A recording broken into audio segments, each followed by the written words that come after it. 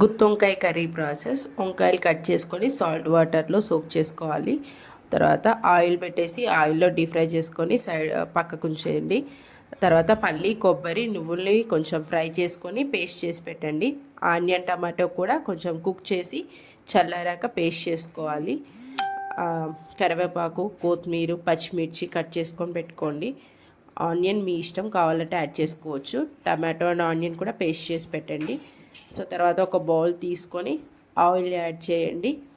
Oil కొంచెం heat ఎక్కాక జీరా, మసాలా, బిర్యానీ ఆకు, లవంగ చెక్క, ఏవైనా మసాలాలు యాడ్ చేసుకోండి. అవి కొంచెం ఫ్రై అయిన తర్వాత పచ్చిమిర్చి, కరివేపాకు యాడ్ చేయండి. అది కొంచెం ఫ్రై అయిన తర్వాత పల్లి నువ్వుల గ్రేవీ యాడ్ చేయండి.